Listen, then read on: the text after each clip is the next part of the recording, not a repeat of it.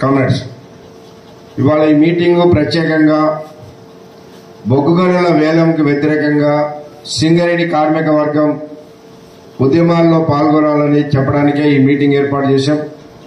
మీరందరూ చూస్తూనే ఉన్నారు. 10-15 రోజుల నుంచి టీవీలలో కానీ పత్రికలలో కానీ బొగ్గు గనుల వేలం మీద అనేక వార్తలు వస్తూ ఉన్నాయి రాష్ట్ర వ్యాప్తంగా.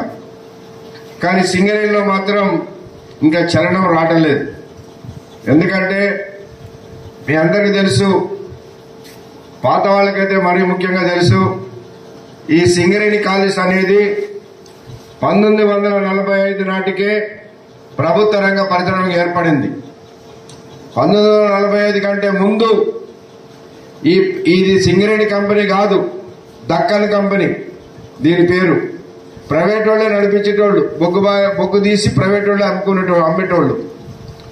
అటువంటి రోజుల్లో కామ్రేడ్ దేవూరి శేషగిరిరావు, మగ్దు మోయినుద్దీన్, సర్వదేవపట్ల రామనాథం, మనుబోతుల కొమరయ్య గారు లాంటి నాయకులు సంఘం పెట్టారు.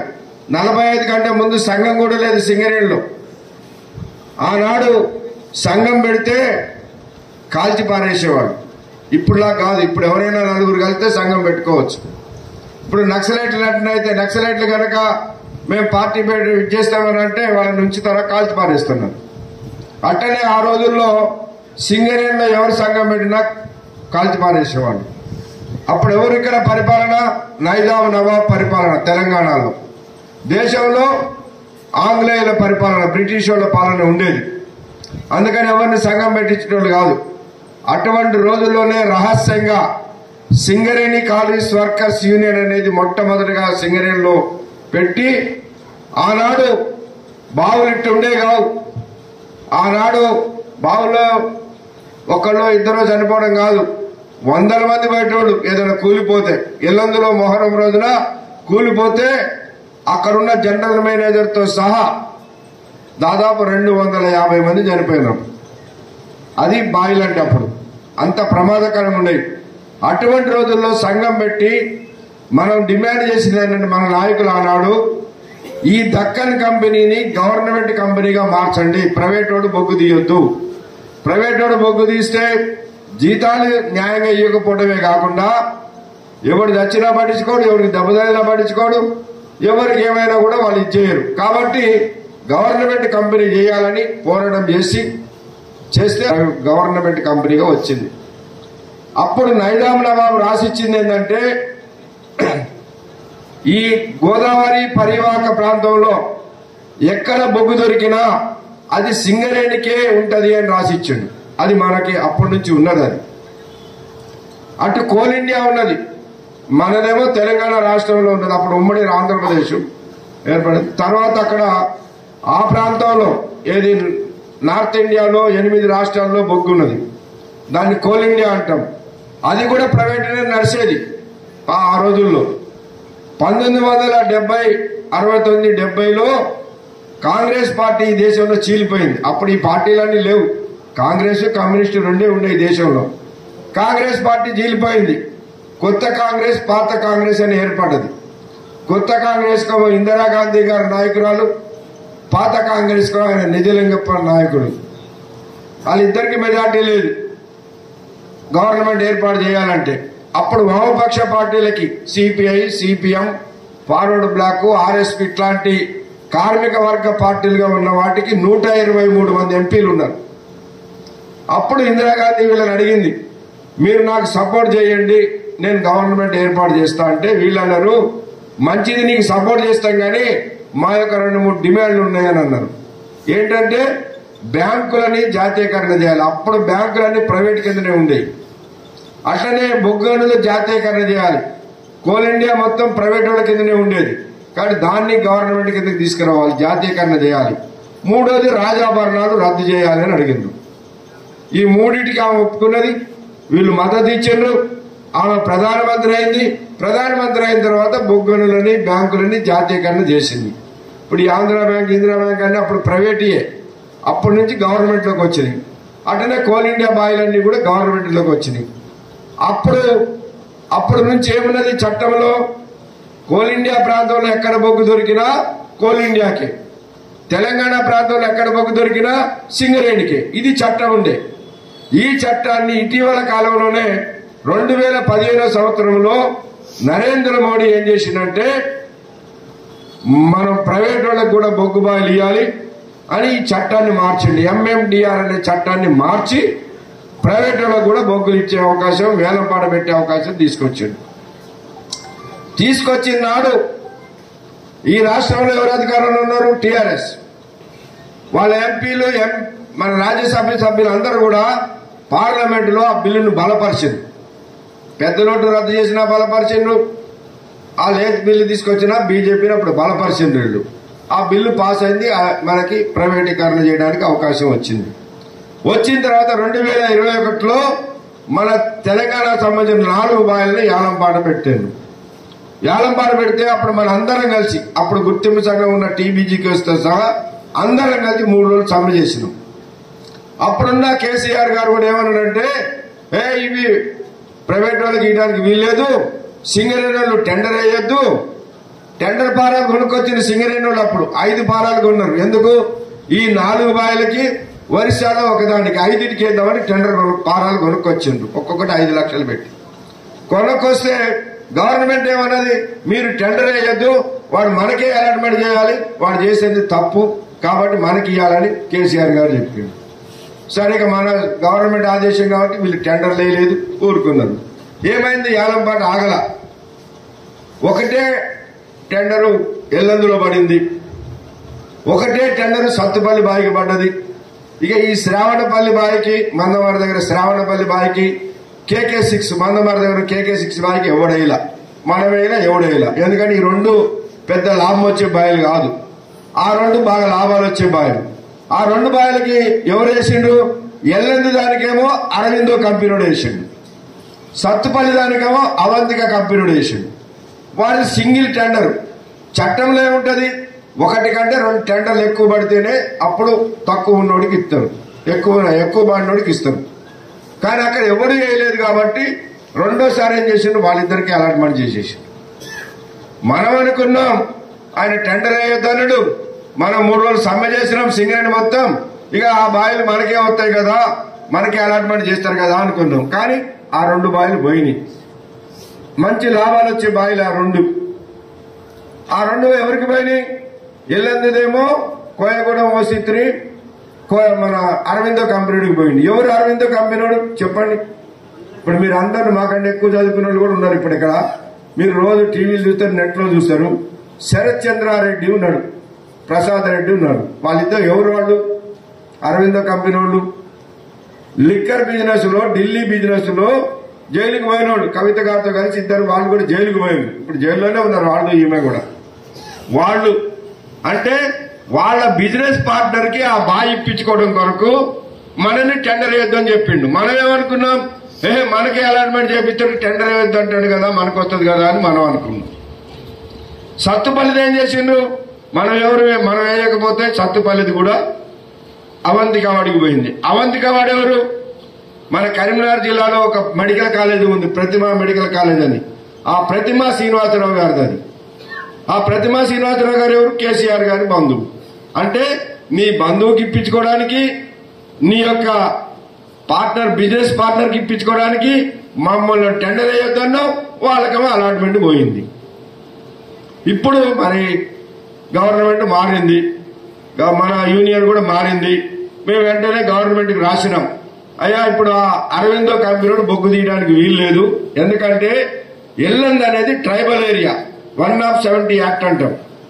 170 యాక్ట్ ఉన్న కాడ ఎవడు భూమి కూడా కొనడానికి వీల్లేదు, మనకు కూడా తెలుసు. అది అక్కడ ఎవడైనా ఏదైనా ఖనిజం తీయడానికి వీల్లేదు. ఎవడు తీయాలి అక్కడ? అయితే గవర్నమెంట్ తీయాలి, లేకపోతే ట్రైబల్ సొసైటీ వాడు తీయాలి. ఈ అరవిందో కంపెనీ ఎక్కడ తీస్తున్నాడంటే ఇప్పుడు ఆ గవర్నమెంట్ అది క్యాన్సిలేషన్ రాసింది. వాడు కోర్టుకు పోయాడు, వాడు ఏ కోర్టుకు పోయినా, సుప్రీంకోర్టుకు పోయినా గెలవడు, అది ఖచ్చితంగా మనకే రావాల్సి ఉంటుంది. సత్తుపల్లిది ఉన్నది బాయి. సత్తుపల్లిది ఏమైందంటే ఇట మన SRP3 లాగానేమో ఇప్పుడు పాడుకున్న బావి ఉంటుంది, ఈ చుట్టుపక్కల ప్రాంతం అంతానేమో అక్కడ సింగరేణిది. మరి వాడు మట్టి తీసి ఆడబోయాలి. ఇప్పుడు మన శ్రీరాంపురం మట్టి తీసి అక్కడ పోసుకోవడానికి మన స్థలం ఉంది కానీ పోతున్నాం, స్థలం లేకపోతే ఆడబోతున్నాం మట్టి తీసి. వాడికి స్థలమే లేదు, వాడు మట్టి ఎట్టబోతాడు, మట్టి సింగరేణిలో పోయడానికి వీలు లేదని మనం పెడితే ఇప్పుడు అది కూడా క్యాన్సిలేషన్కి రాశారు. వారు కూడా చేయడానికి వీలు లేదు, అది కూడా మనకు రావాల్సిందే. ఆ 2 బావిలు రావాల్సిందే. ఈ శ్రావణపల్లి పెద్ద లాభాలు లేకపోయినా ఆడికాడికి వచ్చినా కూడా మనం తీసుకుంటే కొంతమందికి ఎంప్లాయ్మెంట్ కలుగుతుంది, బొగ్గు ఉత్పత్తి పెరుగుతుంది, ఇది రావాల్సిందే. అట్లనే KK6 అయితే అసలు తీసే పరిస్థితి ఉండాలంటున్నారు. ఎందుకంటే అది 1 టన్ను బొగ్గు తీయాలంటే 12,000 ఖర్చు పడుతుందట. మనం 3,000కి అమ్మాలి అంటే టన్నుకు 9,000 నష్టం వస్తుంది. కాబట్టి అది తీయలేమంటున్నారు. సరే ఏదున్నా ఈ బావులు మనకి రావాలి, టెండర్లో పిలవద్దు అని మనం పిలిపించినాం. ఇప్పుడు మనకి ఈయన కిషన్ రెడ్డి గారు బొగ్గల శాఖ మంత్రి అయిండు. మనకి మంచిదే, ఎందుకంటే ఏ పార్టీ కానీ మన తెలంగాణ బిడ్డ ఆయన బొగ్గల శాఖ మంత్రి అయిండు. కాబట్టి ఆయనకు ఒక విజ్ఞప్తి చేసినాం, అయ్యా మీరు బొగ్గల శాఖ మంత్రి గారు ఈ ఏలంపాట పెట్టకండి, మా సింగరేణి బాయల్ని ఏలంపాట పెట్టకండి, సింగరేణికే నామినేషన్ పద్ధతిలో మీరు ఇవ్వండి. ఎందుకంటే ఒక అవకాశం ఉన్నది. ఇప్పుడు గతంలో ఈ చట్టం మారిన తర్వాత కూడా గుజరాత్ లో ఒక బాయ్ వస్తే అక్కడ మినరల్ డెవలప్మెంట్ కార్పొరేషన్ అనే మిషన్, అది గవర్నమెంట్ కంపెనీ మన సింగరేణి లాగా, ఆ కంపెనీకి ఇచ్చేసింది ఏ టెండర్ పిలవకుండా. ఎందుకు? అది ప్రధానమంత్రి గారి రాష్ట్రం కాబట్టి. అట్లనే ఛత్తీస్గఢ్ లో కొన్ని బాయిలు వస్తే అవి కూడా నామినేషన్ పద్ధతిలో ఇచ్చినప్పుడు, ఎందుకు? ఆ గవర్నమెంట్ అడిగిందని. ఒరిస్సాలో ఆ గవర్నమెంట్ అడిగిందని అక్కడ ఇచ్చిండ్రు. మరి మీకు అనుకూలంగా ఉన్న కాడ మీరు ఇచ్చిండ్రు కదా టెండర్లు లేకుండా నామినేషన్ పద్ధతిలో. మరి తెలంగాణలో ఇవాళ నువ్వు తెలంగాణ మంత్రివి, తెలంగాణ బిడ్డవి, నువ్వు కేంద్రంలో మంత్రివైనా తెలంగాణ బిడ్డవి కాబట్టి నువ్వు తెలంగాణకి న్యాయం చేకూర్చాలి, ఇవ్వాలి అని అన్నాం. కానీ వాళ్ళు టెండర్ పిలిచిండ్రు. మన బీజేపీ వాళ్ళు ఏమంటారంటే, అరే ఏమైతే టెండర్లు పిలిస్తే మనం కూడా వేద్దాం, మనకే వస్తాయి కదా అంటున్నారు. వాస్తవమే, మనం టెండర్ వేస్తే మనకే వస్తుంది. కానీ రేపు ఈ టెండర్లు వేసే సిస్టాన్ని మనం ఒప్పుకుంటే రేపు మంచి బాయిలు, ఇప్పుడు దీనికంటే ఎవడేలా, ఎందుకు? శ్రావణపల్లికి ఎవడేలా, ఇంకా 4 సార్లు పిలిచినా ఎవడేయడు, సింగరేణి తప్ప. ఎందుకంటే అదంతా కూడా మామిడి తోటలు ఉన్నాయి ఆ ఏరియా అంతా. దానికి ఒక చెట్టు కిందని కట్టియాలి నష్టపరిహారం, వేలాది కోట్ల ఖర్చు అవుతుంది. ఇదంతా మనకి ఎందుకని ప్రైవేట్ వాడు రాడు. సరే ఇట్లాంటివి అంటే మనకు వస్తాయి, ఇప్పుడు టెండర్ వేస్తాయి. మరి రేపు మంచి బాయిలు వస్తాయి. భూపాలపల్లి దగ్గర పివి నరసరావు బాయ్ అని ఒకటి వస్తుంది, మనమే బొగ్గు కనిపెట్టినాం. అది పెద్ద ఓపెన్ కాస్ట్ అవుతుంది, మంచి లాభాలతో నడుస్తుంది, అది రావాలి. కొత్తగూడెం దగ్గర పెనగడప అనే ఊరు ఉంది, అక్కడ ఒక బావి వస్తుంది, అది రావాలి. ఎల్లందు దగ్గర గుండాలనే ఉన్న ఊరు ఉన్నది, అక్కడ బావిలు వస్తాయి. మరి రేపు వాటికి కూడా టెండర్లు ప్రైవేట్ వాడు వేస్తే పోతాయి కదా, లాభాలు వచ్చాయి. కాబట్టి ఈ టెండర్ సిస్టమ్ పెట్టకుండా మాకు హక్కున్నది. నైదాబు నవాబు నాడే మాకు రాసి ఇచ్చిండు, ఈ గోదావరి పరివాహక ప్రాంతంలో ఉన్న బొగ్గలని మనకే ఇయ్యాలని.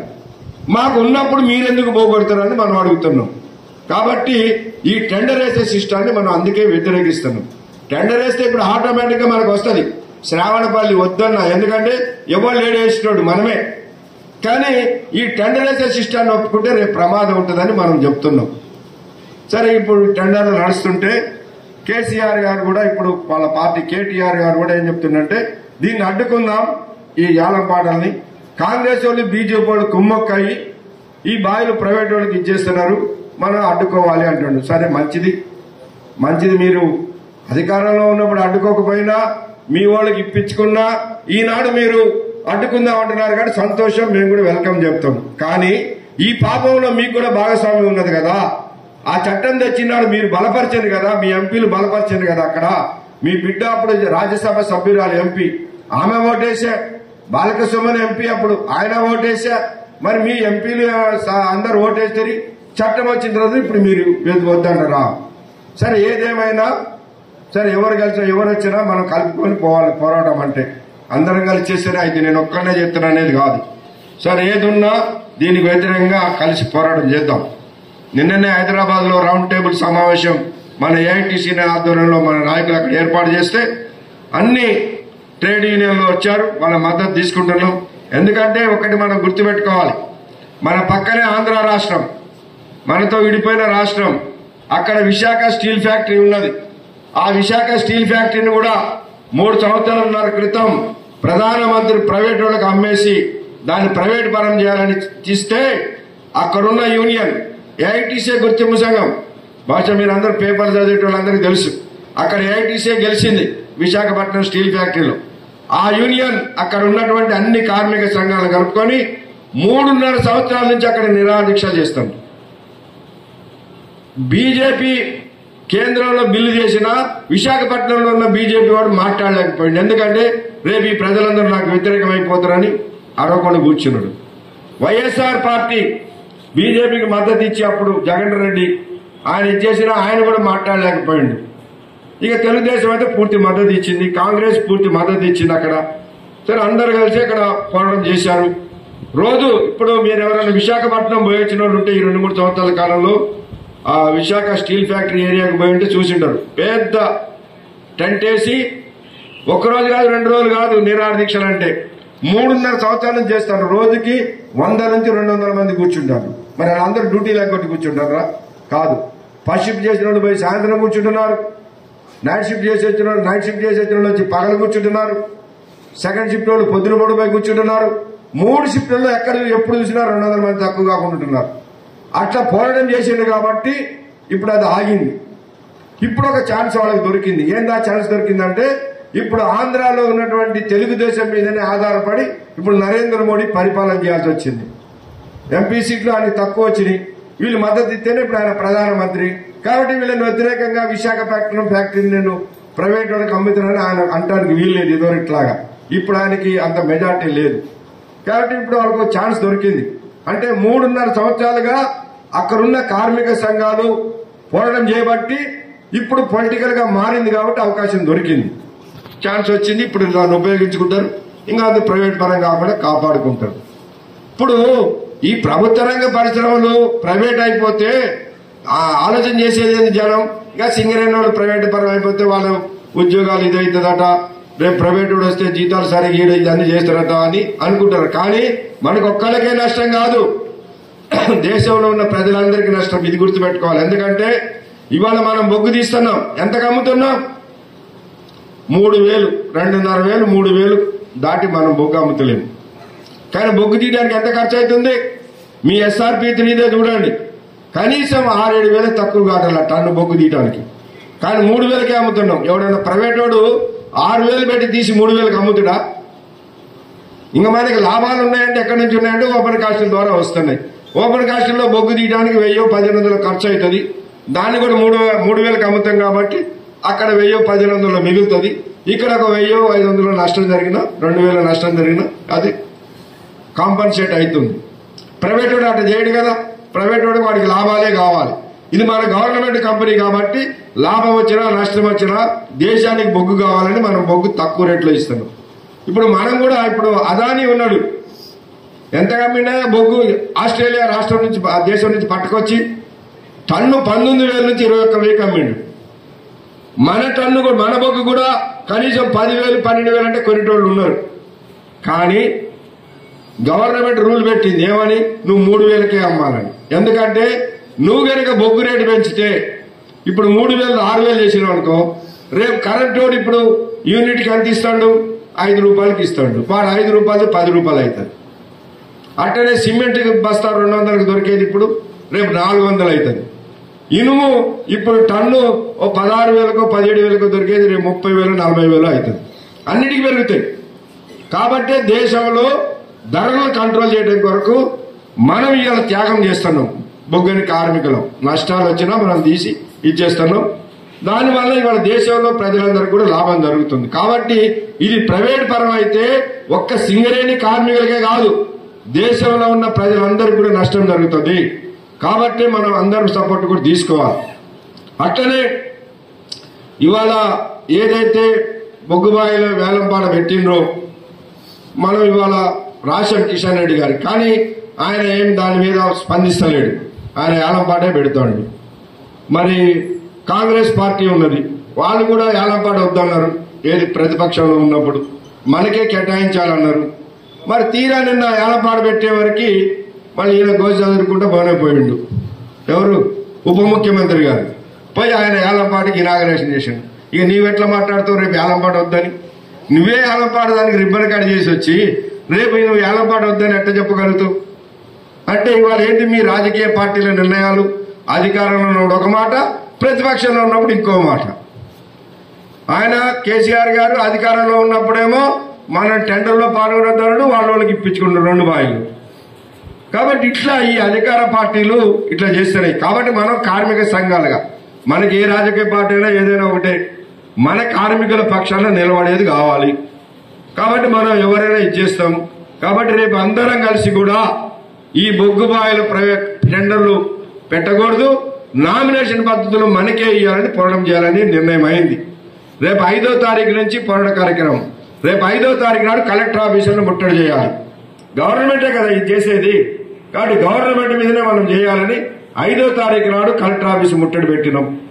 రాష్ట్ర వ్యాప్తంగా అన్ని కలెక్టర్ ఆఫీసుల ముందు, ఏదో ఒక్క సింగరేణి కాదు, రాష్ట్ర వ్యాప్తంగా వీటి ముందు అన్ని చోట్ల మరి కార్మికులు ఉంటారు, సింగరేణి కార్మికులు.